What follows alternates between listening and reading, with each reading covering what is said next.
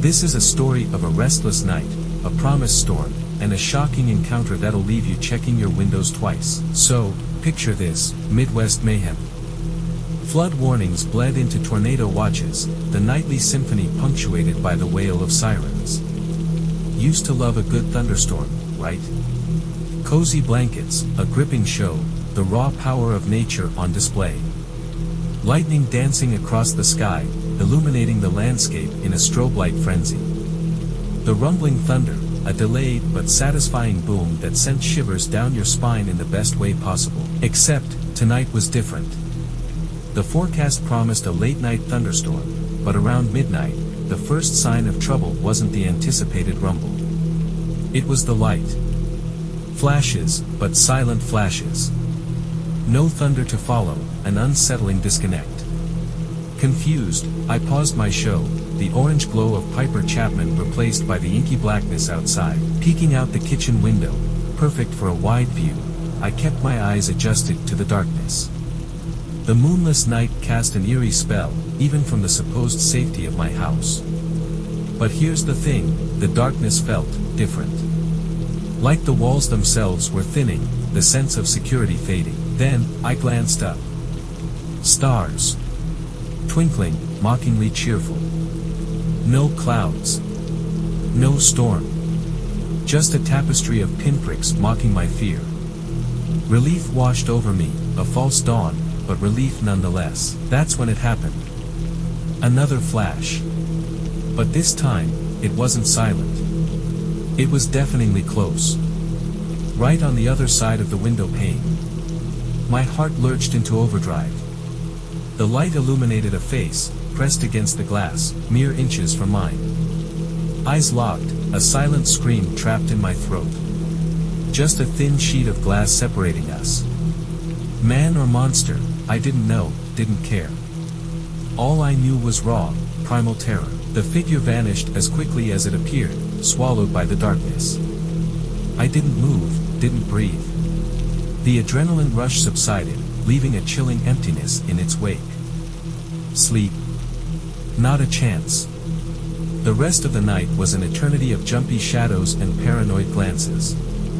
Daybreak arrived, a welcome beacon of normalcy. The police found no signs of forced entry, no footprints, nothing. A figment of my imagination, they said. Stress from the weather, they said. But I know what I saw.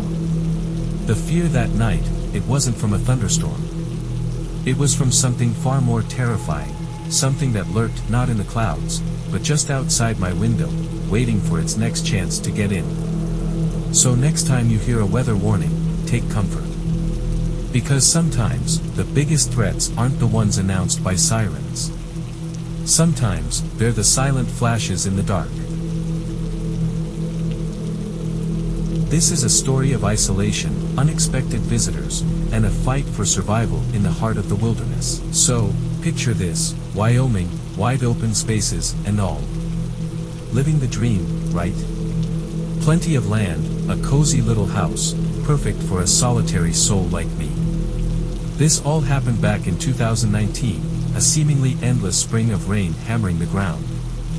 Sunday rolls around, a day off spent glued to the TV, a welcome respite from the downpour. Around dusk, an unwelcome sound, a knock on the door. Barely audible over the drumming rain, it was still enough to send a jolt of surprise through me. Opening the door, I saw him, a stranger, late 20s, lost soul vibe. Said he was camping nearby, got himself into a predicament, needed a place to crash. Given my location, miles from the nearest town, it wasn't an entirely unbelievable story. The rain hammered on, and I felt a pang of sympathy. But stranger danger, right? I offered a phone call, a way to get him to town. He refused, curt and dismissive. Off he went, disappearing into the woods, a fleeting blip on my radar. Back to the TV, a failed attempt to banish the odd encounter from my mind. Fast forward a couple of hours, the night deep and heavy. An orange glow catches my eye through the rain-streaked window. Peering through the curtain, a jolt of fear, a campfire, flickering in the woods, suspiciously close to my house. A figure stood beside it, silhouetted against the flames, holding something I couldn't make out. Instinct kicked in, curtains shut, phone dialed. Calling the police felt like a losing battle. Hours before they could get here, and this guy wasn't exactly bothering me, just being creepy. But I needed him gone. Hanging up, I peeked again, fire still flickering, figure vanished. Then, footsteps. Panic tightened its grip. A frantic dash to the other window, catching a glimpse of him, a hunting rifle clutched in his hand. He rounded the corner, heading for the front door. The pounding started, aggressive and relentless. Nowhere to run, my options dwindling. Fear morphed into a desperate resolve. Grabbing my self-defense weapon, I hid, heart hammering against my ribs. The door exploded inwards, the stock of the rifle making splintering contact. In that moment, the only thought resonating in my mind, stop him, before it's too late. A deafening gunshot, the house filled with the acrid smell of gunpowder. Silence followed, thick and oppressive. 5 agonizing minutes ticked by. Slowly, tentatively, I approached the door. A peek through the peephole, an empty porch, rain washing away footprints like a cruel joke. Police arrived, a flurry of activity. The search yielded an unsettling discovery near the campfire, a duffel bag, buried and unearthed mere hours before. A burglary kit, they said, maybe even a murder kit. The realization hit me like a physical blow. I wasn't a random target. This was planned, a horrifying near miss. Who he was, what he wanted, remains a chilling mystery. For years have passed, the memory a constant shadow. I still live in that house, the fear a constant companion. Will he come back? The answer, as unsettling as the question itself, still hangs in the wind. So remember, folks, even in the quiet corners of the world, danger can lurk. Trust your gut, and always be prepared. You never know who might be knocking on your door. This is a story of good intentions, a strange language, and a terrifying twist that'll make your skin crawl. Imagine it, rain pummeling the pavement, wipers struggling to keep up, city lights blurring into streaks of light.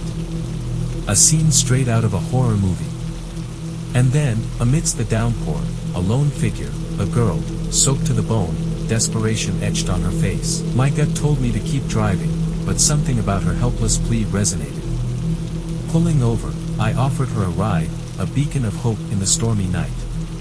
She climbed in, shivering, fear and gratitude competing in her eyes. We tried to communicate, but her words were an unknown melody, beautiful yet utterly foreign. Despite the language barrier, a connection formed. She blurted out, "Metro station," a word that surprised me. It was far, especially in this weather. But who was I to judge? I turned the car around, the rain drumming a relentless rhythm on the roof. The journey was long, the road a blurry mess. But my mission was clear, to get her where she needed to be. Halfway there, the gas light flickered on. Pulling into a deserted gas station, the only sound was the rain. Hoping for an attendant, I stepped out, my jacket a flimsy shield against the downpour. The place was eerily quiet, the flickering fluorescent lights adding to the unease. No one came. Filling the tank myself, eager to get back on the road, I returned to the car.